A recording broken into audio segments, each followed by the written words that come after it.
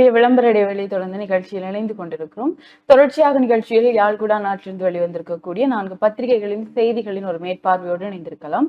முதலில் ஈழநாட்டு பத்திரிகையின் பிரதான செய்தியாக, தமிழர்களின் அபிலாசைகள் இன்னமும் மாறவில்லை, மக்கள் நிரூபிக்க வேண்டும் என்கிறது தமிழரசு. பிரதான தமிழ் கட்சி இன்றும் நாங்கள்தான், ஜேவிபி அதிகார பகிர்வில் நம்பிக்கையற்றது என்றவாறு காணப்படுகிறது. விரிவாக பார்க்கையில், தமிழரின் அரசியல் அபிலாஷைகள் அப்படியேதான் உள்ளன, அவற்றில் மாற்றம் எதுவும் இல்லை. இதனை நாட்டிற்கும் உலகிற்கும் தெரிவிப்பதற்கான உள்ளூராட்சி சபை தேர்தலை மக்கள் பயன்படுத்த வேண்டும், இவ்வாறு கூறியுள்ளார் இலங்கை தமிழரசு கட்சியின் பதில் பொதுச் செயலாளர் எம்.ஏ. சுமந்திரன் என்றவாறு ஈழநாட்டு பத்திரிகையின் பிரதான செய்தி காணப்படுகிறது.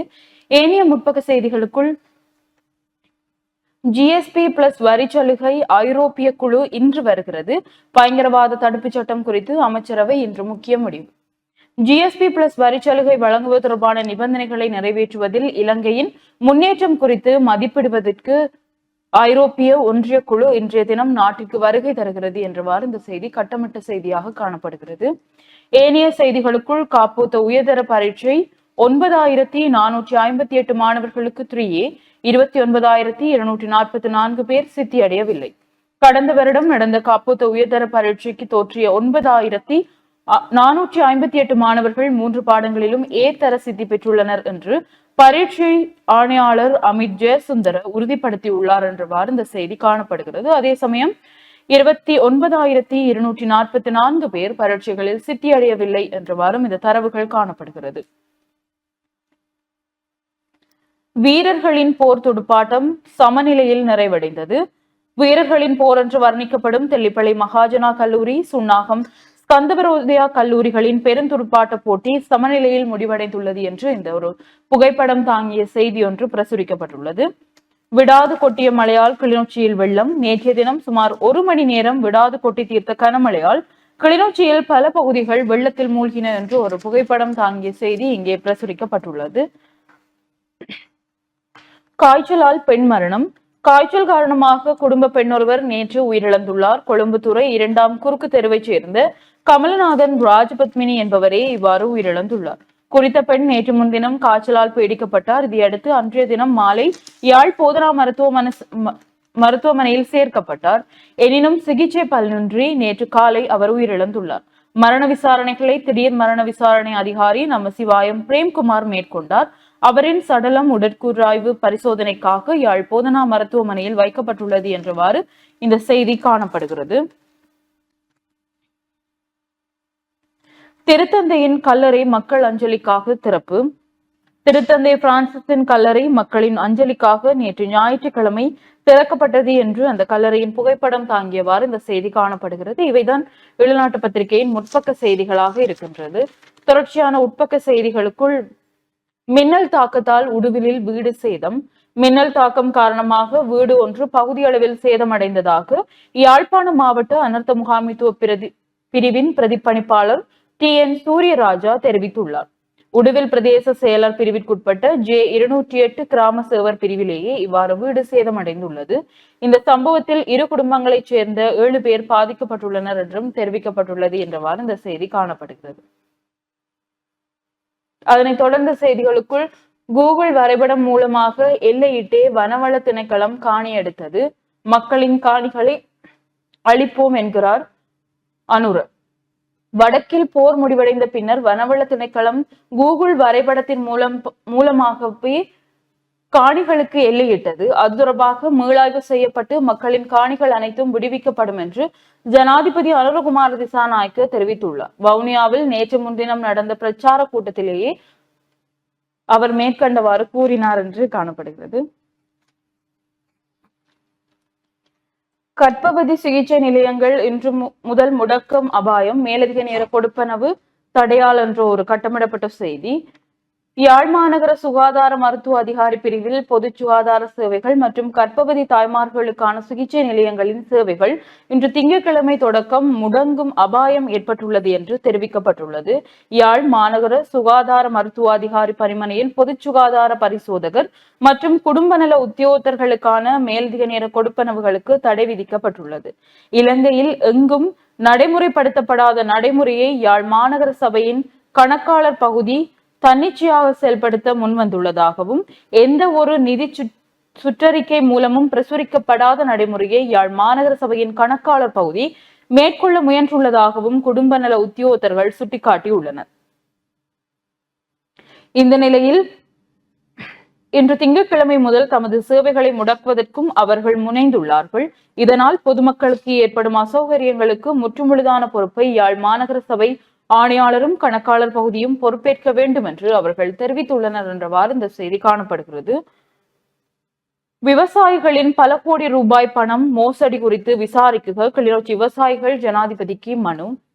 உரிய நிதி கையாளலின்றி கிளிநொச்சி விவசாயிகளிடமிருந்து அறவிடப்பட்ட பல கோடி ரூபாய் நிதி முறைகேடாக பயன்படுத்தப்பட்டமை தொடர்பில் நீதியான விசாரணை நடாத்துமாறு ஜனாதிபதி அனுரகுமாரவிற்கு மனு ஒன்று அனுப்பி வைக்கப்பட்டுள்ளது என்ற செய்தியும், அதனைத் தொடர்ந்து வவுனியாவில் முஸ்லிம் மகா வித்தியாலய மாணவி கலைப்பிரிவில் முதலாம் இடம் என்று அவருடைய புகைப்படம் தாங்கிய செய்தியும், கனகராயன் குளம் மகா வித்தியாலய மாணவன் கணித பிரிவில் முதலாம் இடம், மன்னார் சித்தி விநாயகர் இந்து பாடசாலை மாணவி பவதாரணி கலைப்பிரிவில் முதலாம் இடம் என்றவாறு அவர்களுடைய புகைப்படம் தாங்கிய செய்திகள் இங்கே பிரசுரிக்கப்பட்டுள்ளது. அதனைத் தொடர்ந்த செய்திகளுக்குள் அரச கட்சியின் பிரச்சார கூட்டத்தை நிறுத்துமாறு கூறிய இளைஞன் கைது.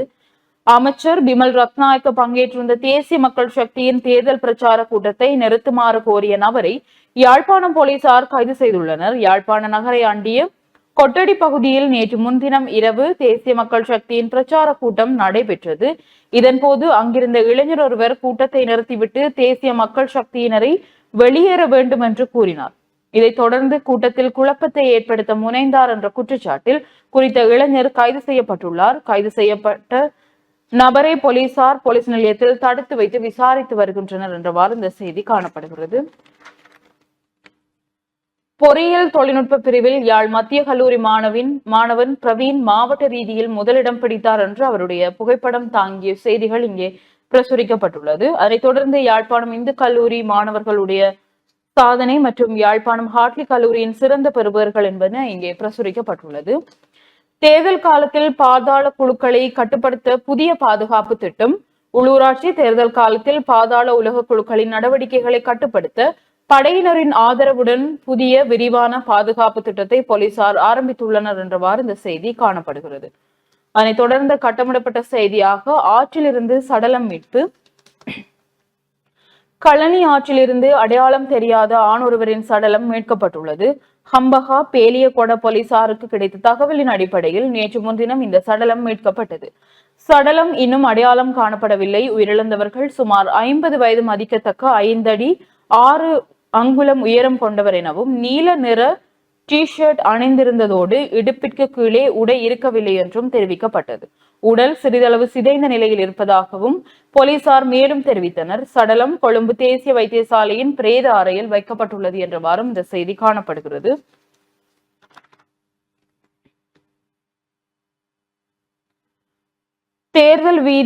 தேர்தல் விதிகள் மீறல் 3000 நெருங்குகிறது என்ற ஒரு செய்தியும், கட்டமிடப்பட்ட செய்தியாக பொன்னர் சங்கர் கூத்துக்காக கம்பம் மீது ஏறியவர் விழுந்து பலி.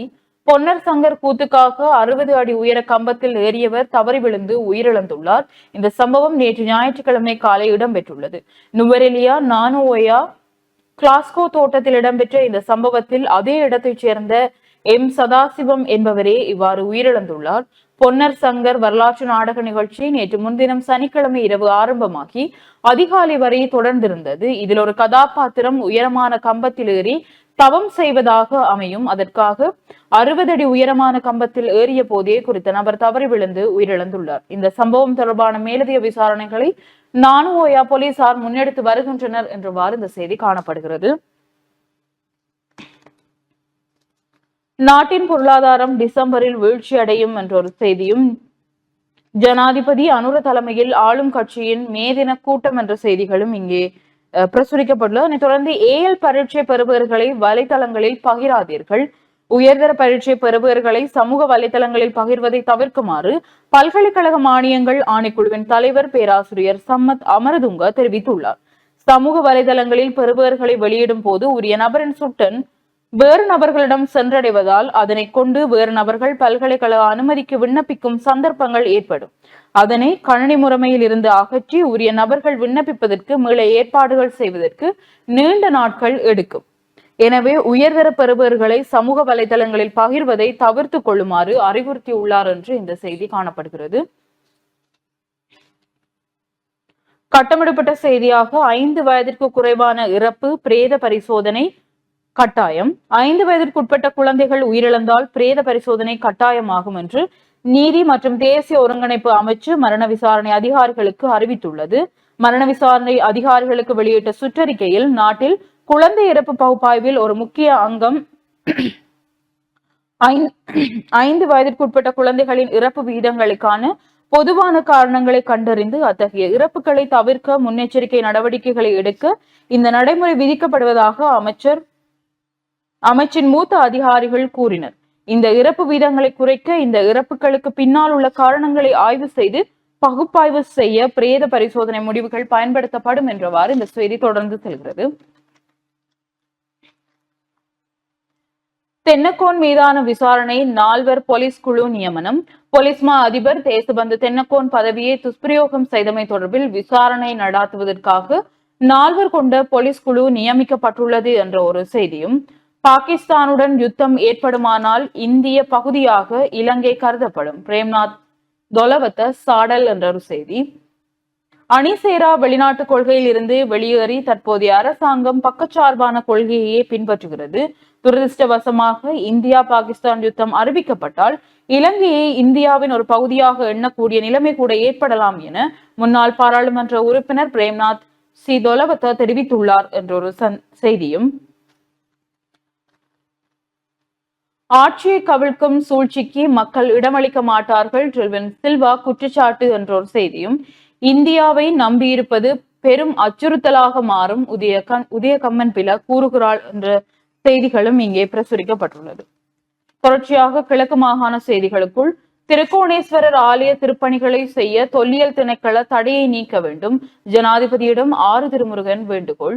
திருகோணமலை திருக்கோணேஸ்வரர் ஆலய திருப்பணி வேலைகள் தொடர தொல்லியல் திணைக்களத்தின் தடைகள் நீக்க ஜனாதிபதி அனுரகுமார திசாநாயக்க உடன் நடவடிக்கை எடுக்க வேண்டும் என்று அகில இலங்கை இந்து மாமன்றத்தின் உபதலைவர் கலாநிதி 6 திருமுருகன் வேண்டுகோள் விடுத்துள்ளார் என்றவாறு இந்த செய்தி காணப்படுகிறது.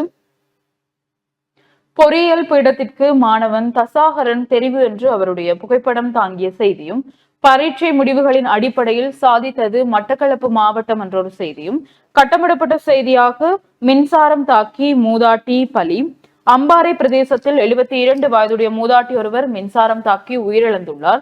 சம்பவ தினத்தன்று குறித்த பெண் தனது வீட்டில் உள்ள மின் விளக்கை மாற்ற முயன்ற போது மின் விநியோகத்தில் ஏற்பட்ட கோளாறு காரணமாக மின்சாரம் தாக்கி உயிரிழந்தார் என்று தெரிவிக்கப்படுகிறது என்று இந்த செய்தி காணப்படுகிறது. தொடர்ந்து இளநாட்டு பத்திரிகையின் உலக செய்திகள் பக்கத்தில், பாப்பரசர் பிரான்சிஸ் இறுதிச் சடங்கில் 50 நாடுகளின் தலைவர்கள் பங்கேற்பு என்ற ஒரு புகைப்படம் தாங்கிய செய்தியும், ஈரான் துறைமுகத்தில் பயங்கர வெடி விபத்து, 14 பேர் பலி, 750 பேர் படுகாயம் என்ற ஒரு புகைப்படம் தாங்கிய செய்தி. ஈரான் துறைமுகத்தில் ஏற்பட்ட பயங்கர வெடி விபத்தால் 14 பேர் பலியாகினர், 750 பேர் படுகாயம் அடைந்தனர். இந்த சம்பவம் அங்கு பெரும் பரபரப்பை ஏற்படுத்தியுள்ளது என்றவாறு இந்த செய்தி காணப்படுகிறது. உக்ரைன் ரஷ்யா இடையே நிபந்தனையற்ற போர் நிறுத்தம், ட்ரம்புடன் ஜெலன்ஸ்கி திடீர் சந்திப்பு என்று ஒரு புகைப்படம் தாங்கிய செய்தியும், உக்ரைன் மீது ரஷ்யா ஏவுகணை தாக்குதல், சிறுமி உட்பட 3 பலி என்ற செய்தியும், பாகிஸ்தானில் படையினர் அதிரடி, 15 பயங்கரவாதிகள் சுட்டுக்கொலை. பாகிஸ்தானில் பயங்கரவாதிகளுக்கும் படையினருக்கும் இடையே இடம்பெற்ற துப்பாக்கிச் சண்டையில் 15 பயங்கரவாதிகள் சுட்டுக் கொல்லப்பட்டனர். பாகிஸ்தானில் பலூசிஸ்தான் கிளர்ச்சி படை, தெக்ரிக் ஐ தாலிபான் பாகிஸ்தான் உட்பட பல்வேறு பயங்கரவாத அமைப்புகள் செயற்பட்டு வருகின்றன. இந்த பயங்கரவாத அமைப்புகளுக்கும் படையினருக்கும் இடையே அவ்வப்போது மோதல் ஏற்பட்டு வருகிறது. இந்த நிலையில் அந்த நாட்டின் ஹைபர் பக்துவா மாகாணத்தில் ஹரக் வடக்கு வசிர்ஸ்தான் மாவட்டங்களில் பயங்கரவாதிகள் பதுங்கி இருப்பதாக படையினருக்கு ரகசிய தகவல் கிடைத்தது. இந்த தகவலின் அடிப்படையில் நேற்று முன்தினம் மாலை அப்பகுதிக்கு விரைந்து சென்ற படையினர் தேடுதல் வேட்டை நடாத்தினர். அப்போது அங்கு பதுங்கியிருந்த பயங்கரவாதிகள் துப்பாக்கிச் சூட்டு தாக்குதல் நடாத்தினர். இதையடுத்து படையினர் நடாத்திய பதிலடி தாக்குதலில் 15 பயங்கரவாதிகள் சுட்டுக் கொல்லப்பட்டனர் என்றவாறு உலக செய்திகள் காணப்படுகிறது. அதனைத் தொடர்ந்து இறுதிப்பக்க செய்திகளுக்குள், இந்தியாவுடனான தரைவழி இணைப்பிற்கு தயாரில்லை அறிவித்தது அரசாங்கம். இந்தியாவின் நீண்டகால ஆர்வமும் முன்னாள் ஜனாதிபதி ரணில் விக்ரமசிங்கவின் நிர்வாகத்தின் போது விரைவான முன்னேற்றங்களை கண்ட இரு நாடுகளுக்கும் இடையிலான நில இணைப்புக்கு தயாராக இல்லை என்று அரசாங்கம் அறிவித்துள்ளதாக அறிய வருகிறது என்ற ஒரு செய்தி இங்கே காணப்படுகிறது. அமெரிக்காவுடனான பேச்சு கூட்டறிக்கை எங்கே, எதிர்க்கட்சி தலைவர் கேள்வி என்ற ஒரு செய்தியும், ஓட்டோ மோதி ஒருவர் மரணம், யாழ் போதனா மருத்துவமனையின் முன்பாக நடந்து சென்றவரை ஓட்டோ மோதியதில் ஒருவர் உயிரிழந்தார். இந்த விபத்தில் ஆஸ்பத்திரி வீதியைச் சென்ற அஞ்சனி தேவதாஸ் என்பவரே இவ்வாறு உயிரிழந்துள்ளார் என்ற செய்தியும், தமிழர்களின் அடையாளம் பாதுகாக்கப்பட வேண்டும், சால்ஸ் நிர்மலநாதன் வலியுறுத்து என்ற செய்தியோடு, புதிய கல்வி சீர்திருத்தம், ஆசிரியர்களுக்கான பயிற்சி மே மாதம் ஆரம்பிக்கப்படும், பிரதமர் ஹரணி தெரிவிப்பு என்றவாறு செய்திகள் இங்கே பிரசுரிக்கப்பட்டுள்ளது. இவைதான் ஈழநாட்டு பத்திரிகையின் செய்திகளாக இருக்கின்றது. தொடர்ச்சியாக வலம்புரி நாளிதழின் செய்திகளோடு இணைந்திருக்கிறது. வலம்புரி நாளிதழுடைய பிரதான தலைப்பு செய்தியாக, ஆட்சியை கவிழ்க்க ரணில் சஜித் காத்திருப்பு, இது நடக்காத கனவு என்கிறார் ரெல்வின் சில்வா. எமது ஆட்சியை கவிழ்ப்பதற்கு எதிர்க்கட்சிகள் காத்திருக்கின்றன. ரணில் மற்றும் சஜித் ஆகியோர் இந்நாட்டின் ஜனாதிபதியாக வேண்டும் என நினைத்தால் அது அவர்களது நிறைவேறாத கனவாகும் என மக்கள் விடுதலை முன்னணியின் பொதுச் செயலாளர் ரெல்வின் சில்வா தெரிவித்திருக்கிறார் என்று அந்த தலைப்பு செய்தி காணப்படுகிறது. அதேபோல உயர்தர பரீட்சை பெறுபவர்கள் மாவட்டத்தில் முதலிடம் பெற்றவர்கள் யாழ் மாவட்டம் கணித பிரிவிலே கந்ததாசன் தசரத் சாட்லி கல்லூரி, கலைப்பிரிவு மயூரா மணிவண்ணன் வேம்படி மகளிர் கல்லூரி, கிளிநொச்சி மாவட்டம் உயிரியல் பிரிவு தர்மகுல சூரியர் சிவானுயா கிளிநொச்சி இந்திய கல்லூரி, கணித பிரிவு தர்மராஜா ஆற்றலன் கிளிநொச்சி மகாவித்தியாலயம், கலைப்பிரிவு மகேந்திரன் ஹம்சா முழங்காவில் மகாவித்தியாலயம், வர்த்தக பிரிவு சூரியவராவ் திபோசன் முழங்காவில் மகாவித்தியாலயம், உயிர்முறைகள் தொழில்நுட்ப பிரிவு ஸ்ரீரங்கநாதன் ஆரணிகா முழங்காவில் மகாவித்தியாலயம் என்று கிளிநொச்சி மாவட்டமும், வவுனியா மாவட்டத்திலே உயிரியல் பிரிவு முகமது முபாரக் முகமது ஃபர்ஹத் வவுனியா முஸ்லிம் மகாவித்தியாலயம், கணித பிரிவு குகதாசன் தனோயன் வவுனியா கனகராயன்குளம் மகாவித்தியாலயம், வர்த்தக பிரிவு பிதுர்ஷா சத்குணம் வவுனியா கலைமகள் வித்தியாலயம், கலைப்பிரிவு முகமது ஃபைசல் பாத்திமா அஸ்ரா வவுனியா முஸ்லிம் மகாவித்தியாலயம் என்று அந்த மாணவர்களுடைய புகைப்படம் தாங்கிய புகைப்படங்களும் இங்கே பிரசுரிக்கப்பட்டிருக்கிறது. கட்டமிடப்பட்ட செய்திகளுக்குள் நாடு முழுமையிலும் 9457 பேருக்கு 3A சித்திகள் என்ற ஒரு செய்தி. பெறுபேறு மீளாய்வு மே 2 தொடக்கம் 16 வரை விண்ணப்பிக்கலாம். காப்போத பொதுத்தராதர உயர்தர பரீட்சையின் பெறுபேறுகள் தொடர்பான மீளாய்வு செய்வதற்காக அடுத்த மாதம் 2ஆம் தேதி முதல் 16ஆம் தேதி வரை விண்ணப்பிக்க முடியும் என பரீட்சைகள் திணைக்களம் தெரிவித்திருக்கிறது. பரீட்சார்த்திகள் online.exams.government.lk எனும் இணையதளத்திற்கு பிரவேசித்து பெறுபேற்றை மீளாய்வு செய்வதற்கு விண்ணப்பிக்க முடியும். இதேவேளை 456 பரீட்சார்த்திகளின் பெறுபேறுகள் இடைநிறுத்தப்பட்டுள்ளதாகவும் பரீட்சை திணைக்களம் தெரிவித்திருக்கிறார்கள். அதேபோல கிளிநொச்சியில் கனமழை வெள்ளத்தில் மூழ்கிய வீடுகள். கிளிநொச்சியில் நேற்று ஞாயிற்றுக்கிழமை மதியம் சுமார் 1 மணி அளவிலே பெய்த கடும் மழை காரணமாக ஆங்காங்கே வெள்ளம் ஏற்பட்டிருக்கிறது. பெரும்பாலான வீதிகளில் ஏற்பட்ட வெள்ளம் காரணமாக பொதுமக்களின் போக்குவரத்து சில நேரம் நெருக்கடிக்குள்ளானது. அத்தோடு வீடுகளுக்குள்ளும் வெள்ள நீர் சென்றமையால் மக்களின் இயல்பு வாழ்க்கை பாதிக்கப்பட்டிருக்கிறது. குறிப்பாக நகர்ப்புறங்களில் அமைக்கப்பட்டுள்ள முறையற்ற மதில்கள் காரணமாக வெள்ள நீர் வடிந்தோட முடியாத நிலையில் வீடுகளுக்குள்ளும் வீதிகளிலும் தேங்கும் நிலை ஏற்பட்டுள்ளது. வீடுகளுக்குள் புகுந்த வெள்ள நீரை வெளியேற்ற முடியாது பொதுமக்கள் சிரமங்களை எதிர்கொண்டிருந்தார்கள் என்று அந்த செய்தி காணப்படுகிறது. தபால் மூல வாக்களிப்பு நாளையுடன் நிறைவு, தவறாது வாக்களிக்குமாறு கோரிக்கை. உள்ளாட்சி மன்ற தேர்தலுக்கான தபால் மூல வாக்களிப்பு நாளை செவ்வாய்க்கிழமையுடன் நிறைவடைகிறது.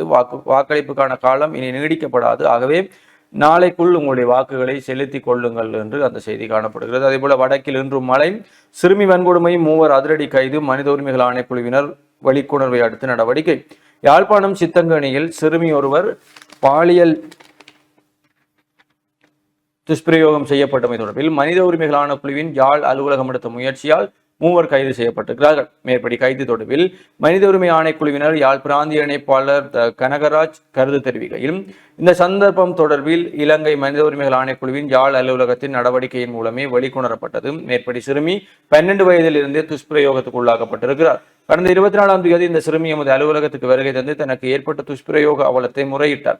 எமது அலுவலகம் துரிதமாக செயற்பட்டு அன்றைய தினமே வடக்கு மாகாண நன்னடத்தை திணைக்கள ஆணையாளரூடாக மேற்படி சிறுமி யாழ்ப்பாணம் போதனா வைத்தியசாலையில் அனுமதிக்கப்பட்டார். அங்கு சிறுமி மருத்துவ பரிசோதனைக்கு உட்படுத்தப்பட்ட நிலையிலேயே சந்தேக நபர்கள் கைது செய்யப்பட்டிருக்கிறார்கள் என்று அந்த செய்தியும் காணப்படுகிறது. அமெரிக்கா வரி விதிப்பு தொடர்பில் மாறாட்டத்தில் அனுர அரசு சாடுகிறார் சஜித் பிரேமதாசா. டிசம்பரில் மின் கட்டணம் மும்மடங்காக உயரும், வஜிர அபயவர்த்தன ஆரூடம் என்ற செய்திகள் வலம்புரியினுடைய முற்பக்க செய்திகளாக இருக்கிறது. உட்பக்க செய்திகளுக்குள் தேவார பாடல் பெற்ற பஞ்ச ஈஸ்வரங்களில் ஒன்றான ராவணேசனும் போற்றி துதித்த திருகோணமலை திருக்கோணேஸ்வர ஆலயம் பஞ்சரத பவனி நேற்று சிறப்புற இடம்பெற்றது என்ற புகைப்படம் தாங்கிய செய்தி காணப்படுகிறது. பாதாள உலக குழுக்களை ஒடுக்க போலீசார் விசேட நடவடிக்கை. இனவாதத்தை களைவோம் வவுனியாவில் ஜனாதிபதி அனுர.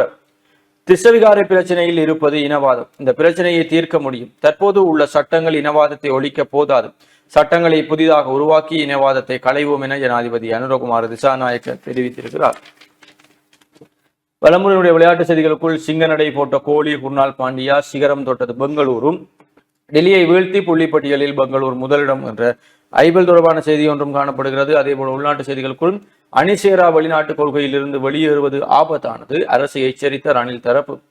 அணிசேரா வெளிநாட்டு கொள்கையிலிருந்து வெளியேறி தற்போதைய அரசாங்கம் பக்கச்சார்பான கொள்கையை பின்பற்றுகிறது. துரதிருஷ்டவசமாக இந்தியா பாகிஸ்தான் யுத்தம் அறிவிக்கப்பட்டால் இலங்கையை இந்தியாவின் ஒரு பகுதியாக கூட எண்ணக்கூடிய நிலைமை ஏற்படலாம் என ஐக்கிய தேசிய கட்சியின் முன்னாள் பாராளுமன்ற உறுப்பினர் பிரேம்நாத் சி தொலவத் தெரிவித்திருக்கிறார் என்ற அந்த செய்தியும். அதேபோல உள்ளூராட்சி அதிகார சபைகள் கூட கையில் இல்லாமல் விட்டால் நிலைமை மோசமாகவும் முன்னாள் எம்பி சுமந்திரன்.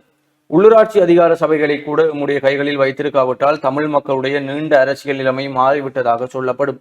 ஆனால் அதில் ஒருபோதும் மாற்றம் கிடைக்காது என இலங்கை தமிழரசு கட்சியின் பொதுச் செயலாளரும் முன்னாள் பாராளுமன்ற உறுப்பினருமான சுமந்திரன் தெரிவித்திருக்கிறார். கடந்த சனிக்கிழமை இரவு சாவச்சேரியில் இடம்பெற்ற கூட்டத்தில் கலந்து கொண்டு உரையாற்றிய போதே அவர் மேற்படி தெரிவித்தார். கடந்த 2 தேர்தல்கள் ஊடாக நாட்டில் மாற்றம் ஏற்பட்டு விட்டது என்பது உண்மை. என்றுமே இல்லாதவாறு இடதுசாரியினர் என்று கூறும் கட்சியினர் நாட்டின் ஆட்சியை பிடித்திருக்கிறார்கள். கடந்த பாராளுமன்றத்தில் 3 பாராளுமன்ற உறுப்பினர்களாக இருந்தவர்கள் இந்த பாராளுமன்றத்தில் 159 உறுப்பினர்களாக அதிகரித்துள்ளனர். தமிழர் பிரதேசங்களில் ஓரளவிற்கு மக்கள் அவர்களுக்கு வாக்கும் அளித்திருக்கிறார்கள். ஆனால் கடந்த ஜனாதிபதி தேர்தலில் அனுரகுமார திசாநாயக்க வடக்கு கிழக்கில் உள்ள சகல தேர்தல் மாவட்டங்களிலும் தோல்வியடைந்திருந்தார். இலங்கை தமிழரசு கட்சி யாருக்கு ஆதரவளித்ததோ அவரே வடக்கு கிழக்கு மாகாணங்களின் சகல தேர்தல் மாவட்டங்களிலும் வெற்றியும் பெற்றிருந்தார். அனுரகுமார திசாநாயக்க 42% ஜனாதிபதியாக வந்தவுடனே அவருக்கே பாராளுமன்ற பெரும்பான்மை கொடுப்போம் என்று நாட்டு மக்கள் தீர்மானித்து அதனையும் அவரிடமே கொடுத்திருக்கிறார்கள். கடந்த பாராளுமன்ற தேர்தலில் 25% வாக்குகள் யாழ்ப்பாண தேர்தல் மாவட்டத்தில் அவர்களுக்கு கிடைத்திருக்கிறது. அதன் விளைவாக அவர்களுக்கு 3 பாராளுமன்ற உறுப்பினர்கள் கிடைத்துள்ளனர். அதனால் அவர்கள் தமிழ் மக்கள் தமக்கே ஆணை தந்திருப்பதாகவும் தமிழ் மக்களுக்கான அரசியல் தீர்வு என்னவென்பதை தாமே தீர்மானிக்க வேண்டும் என்றும் கூறி வருகிறார்கள். இது ஒரு மிகவும் ஆபத்தான விடயம். இலங்கை வாழ் தமிழ் மக்களாகிய நாம் 1950 ஆண்டுகளில் இருந்து எங்களுடைய அரசியல் நிலைப்பாடு என்னவென்பதை திட்ட தெளிவாக சொல்லி வந்திருக்கிறோம். சமஷ்டிக்கு குறைவான எந்த ஒரு தீர்வையும் தமிழ் மக்கள் ஏற்றுக்கொண்டதில்லை. தற்போது கூட இலங்கை தமிழரசு கட்சி தான் பாராளுமன்றத்தில் 3வது பெரிய கட்சி. வடக்கு கிழக்கில் உள்ள சகல தேர்தல் மாவட்டங்களிலும் தமிழரசு கட்சியை பிரதிநிதித்துவம் செய்யும் பாராளுமன்ற உறுப்பினர்கள் உள்ளார்கள். வடக்கு கிழக்கில் உள்ள சகல தேர்தல் மாவட்டங்களிலும் இலங்கை தமிழரசு கட்சி தமிழ் மக்களுடைய ஆதரவை சுமந்தும் நிற்கிறது.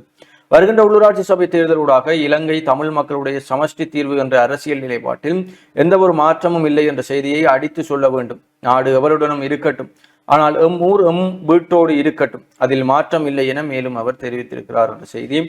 அதேபோல ஏனைய செய்திகளுக்குள் வைத்தியசாலைகளில் நிலவும் குறைபாடுகள் நிவர்த்தி செய்யப்படும் மன்னார் விஜயத்தில் சுகாதார அமைச்சர்.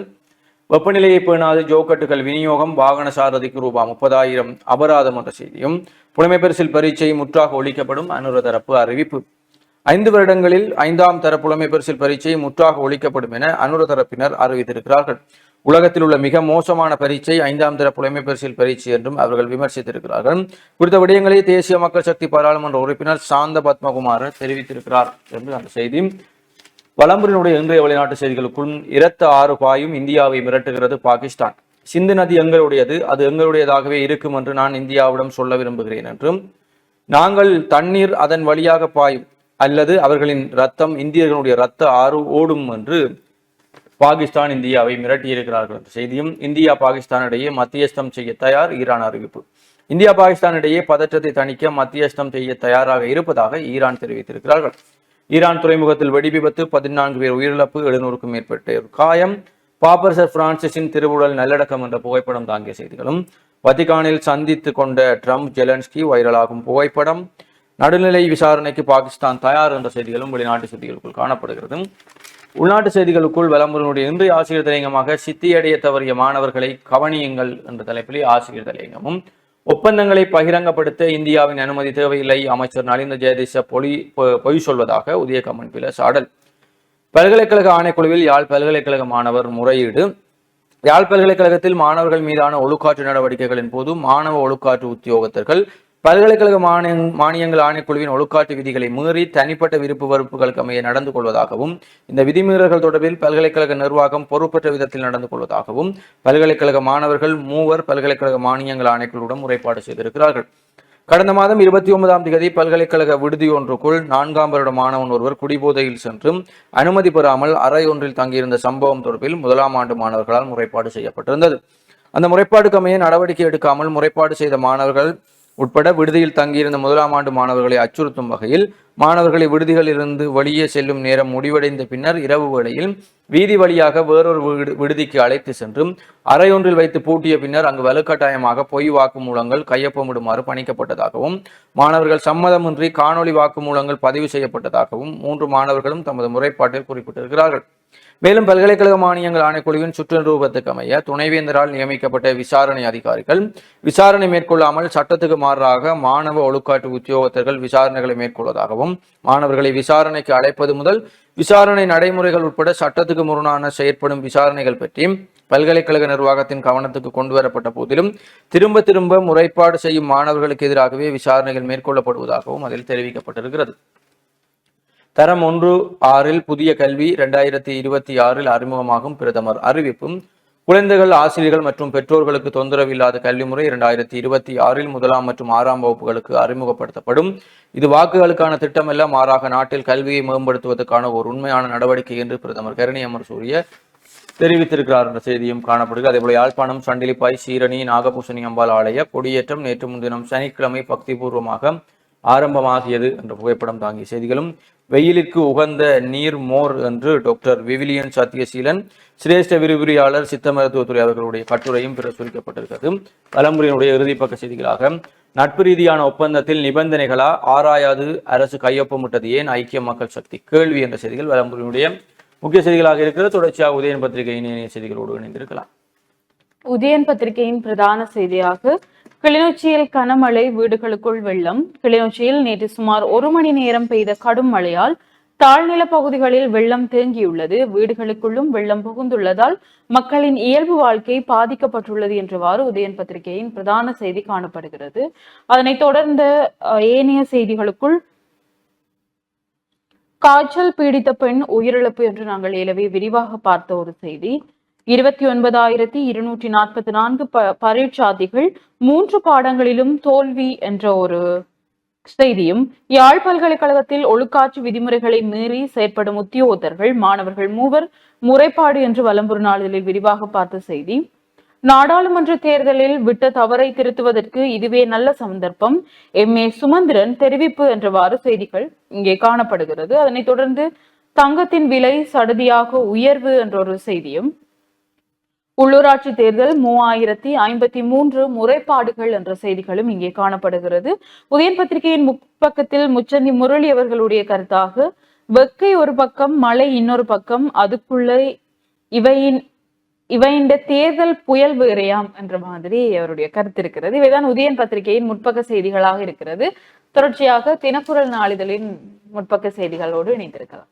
தினக்குரல் நாளிதழுடைய பிரதான தலைப்பு செய்தியாக இலங்கை இந்திய நில இணைப்பு சாத்தியமில்லை, அரசாங்கம் நிராகரிப்பு, இலங்கையின் இறையாண்மைக்கு அச்சுறுத்தல் என்ற செய்தியும், ஏனைய முற்பக்க செய்திகளுக்குள் GSP வரிச்சலுகை இலங்கை வழங்குவதா இன்று வரும் ஐரோப்பிய குழு என்ற செய்தி, யாழில் காய்ச்சலால் குடும்ப பெண் பரிதாப மரணம், புதிய பயங்கரவாத சட்டம் முக்கிய அறிவிப்புக்கு தயாராகும் அரசாங்கம் என்ற செய்திகளும், யுத்தத்தால் தோற்றம் பெற்ற பிரச்சனைகளுக்கு முழுமையான தீர்வு ஜனாதிபதி தெரிவிப்பு, 1,77,588 மாணவர்கள் பல்கலைக்கழக நுழைவுக்கு தகுதி, 2024ஆம் ஆண்டு காப்போது உயர்தர பரீட்சையில் சித்தியடைந்த மொத்தம் 1,77,588 மாணவர்கள் பல்கலைக்கழக நுழைவுக்கு தகுதி பெற்றிருக்கிறார்கள் என்று அந்த செய்தியும், எல்போட் அரசியல்வாதிகள் யார், யாழில் தெரிவான தேசிய மக்கள் சக்தி எம்பிக்களை பார்த்தாலே தெரியும் சுமந்திரன் தெரிவிப்பும், தேசபந்து விவகாரம் 4 பேர் கொண்ட விசாரணை குழு, 5 வயதுக்குட்பட்ட குழந்தை இறப்புகளுக்கு கட்டாய பிரேத பரிசோதனை தேவை, பாக் நீர் பகிர்வு ஒப்பந்தம் இரத்து, இந்திய எரிசக்தி இணைப்பை நாடும் இலங்கைக்கு படிப்பினை என்ற செய்திகளும் தினக்குரலுடைய முற்பக்க செய்திகளாக இருக்கிறது. தொடர்ச்சியாக உதயன் பத்திரிகையின் ஏனைய செய்திகளோடு இணைந்திருக்கலாம். உதயன் பத்திரிகையின் ஏனைய செய்திகளுக்குள், மக்களுடைய காணிகளை மக்களுக்கே கையளிப்போம், வவுனியாவில் ஜனாதிபதி தெரிவிப்பு என்ற ஒரு செய்தி இங்கே காணப்படுகிறது. வடக்கில் போர் முடிவடைந்த பின்னர் வனவள திணைக்களம் கூகுள் வரைபடத்தினை பார்த்து காணிகளுக்கு எல்லையிட்டது. அது தொடர்பாக மீளாய்வு செய்யப்பட்டு மக்களின் காணிகள் அனைத்தும் விடுவிக்கப்படும் என்று ஜனாதிபதி அனுரகுமார திசாநாயக்க தெரிவித்துள்ளார் என்றவாறு இந்த செய்தி காணப்படுகிறது. வாழ்வக மாணவி பெறுபேற்றில் சாதனை 2024ஆம் ஆண்டுக்கான கல்வி பொது தராதர உயர்தர பரீட்சையில் வர்த்தக பிரிவில் தோற்றிய யாழ் சுன்னாகம் வாழ்வகத்தில் கற்றுவரும் பார்வை குறைபாடுடைய மாணவி தவராசா சிவாங்கி பொருளியல், வணிக கல்வி, கணக்கீடு ஆகிய 3 பாடங்களிலும் சித்தி பெற்று யாழ் மாவட்டத்தில் 411வது இடத்தை பெற்று சாதனை ஈட்டியுள்ளார். சுன்னாகம் வாழ்வக நிறுவனத்தில் உயர்தரத்தில் வர்த்தக பிரிவில் சித்தி பெற்ற முதலாவது மாணவி என்ற பெருமையும் அவரை தனதாக்கி கொண்டுள்ளார் என்றவாறு இந்த செய்தி காணப்படுகிறது. மட்டுவில் கிழக்கில் பிடிபட்ட முதலை என்ற ஒரு புகைப்படம் தாங்கிய செய்திகளும் பிரசுரிக்கப்பட்டுள்ளது. இவைதான் இன்றைய நாளில் யாழ்குடா நாட்டிலிருந்து வெளிவந்திருக்கக்கூடிய பத்திரிகைகளின் செய்திகளின் ஒரு மேற்பார்வையாக இருக்கிறது. நிகழ்ச்சியில் ஒரு சிறிய விளம்பர இடைவேளையை தொடர்ந்து இணைந்திருக்கலாம்.